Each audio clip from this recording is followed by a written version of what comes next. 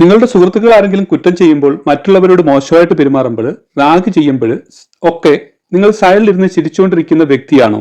ഞാനൊന്നും അറിഞ്ഞില്ല എന്ന ധാരണയിൽ ആ കുറ്റങ്ങളിൽ നിന്നും ഓടി ഒളിക്കാമെന്ന് നിങ്ങൾ കരുതുന്നവരാണെങ്കിൽ നിങ്ങൾ ഓർത്തോളൂ, നിങ്ങളും ശിക്ഷിക്കപ്പെടും. നടിയെ പീഡിപ്പിച്ചത് പൾസർ സുനിയാണ്. എന്നാൽ ശിക്ഷാവിധി വന്നപ്പോൾ പൾസർ സുനി അടക്കം 6 പേർക്കും 20 വർഷം തടവ്. കൂടെ ഇരുന്ന് കപ്പലണ്ടി തിന്നതേ ഉള്ളൂ എന്നൊന്നും പറഞ്ഞിട്ട് കാര്യമില്ല. കാരണം കൂടെ ഉള്ളവരുടെ ബലത്തിലാണ് പൾസർ സുനി കൃത്യം നടപ്പിലാക്കിയത്. കൂടെ കൂട്ടാളികൾ ഇല്ലായിരുന്നെങ്കിൽ പൾസർ സുനിക്ക് ഒറ്റയ്ക്ക് ഈ കൃത്യം നടപ്പിലാക്കാൻ സാധിക്കില്ലായിരുന്നു. കരുതിയിരുന്നോളൂ, നിങ്ങളും നിങ്ങളുടെ സുഹൃത്തുക്കൾ ചെയ്യുന്ന കുറ്റങ്ങൾ. നിങ്ങൾ വെറുതെ അവരുടെ കൂടെ നിന്നാൽ പോലും നിങ്ങൾ ആ ക്രിമിനൽ കുറ്റങ്ങളുടെ ഭാഗമാവും.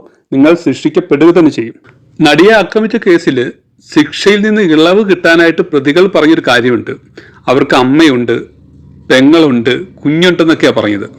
ഈ പ്രതികൾ ഈ കൃത്യം ചെയ്യുമ്പോൾ ഓർക്കണമായിരുന്നു, ആയിരിക്കുന്നത് ഒരു അമ്മയാണ്, അല്ലെങ്കിൽ ഒരു പെങ്ങളാണ്, അല്ലെങ്കിൽ മറ്റാരുടെ ഒരു കുഞ്ഞാണെന്ന് ആലോചിക്കണമായിരുന്നു. പൾസർ സുനി പറഞ്ഞത് വീട്ടിലെ അമ്മ മാത്രമേ ഉള്ളൂ എന്നാ. എന്നാൽ ഡ്രൈവർ മാർട്ടിൻ പൊട്ടിക്കരഞ്ഞുകൊണ്ട് ആ തെറ്റ് ചെയ്തിട്ടില്ലെന്നും ചെയ്യാത്ത തെറ്റിന്റെ പേരിൽ 5.5 വർഷം കിടന്നെന്നും പറഞ്ഞു. ചെയ്യാത്ത തെറ്റെന്ന് പറയുമ്പോൾ അയാൾ ആ കൃത്യം നടക്കുമ്പോൾ കൂടുണ്ട്. അത് തന്നെ തെറ്റാണെന്ന് നമ്മൾ ഓരോരുത്തരും മനസ്സിലാക്കിയിരിക്കണം. അയാൾക്ക് മാറ്റനാണെങ്കിൽ രോഗിയായ മാതാപിതാക്കളുണ്ട്. ഒരു പെറ്റി കേസ് പോലും അയാൾക്ക് ഇതുവരെ ഇല്ല.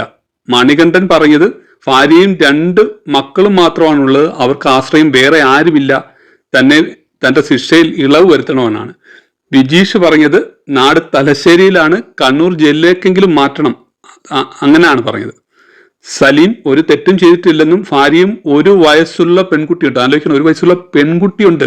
അങ്ങനെ ഒരാൾ ഇങ്ങനൊരു കുറ്റകൃത്യം ചെയ്യുമ്പോൾ അതിന്റെ ഭാഗമാവാൻ പാടില്ല. പ്രദീപ് എന്ന് പറയുന്ന ആള് കോടതിയിൽ പൊട്ടിക്കരയുകയാണ് ചെയ്തത്.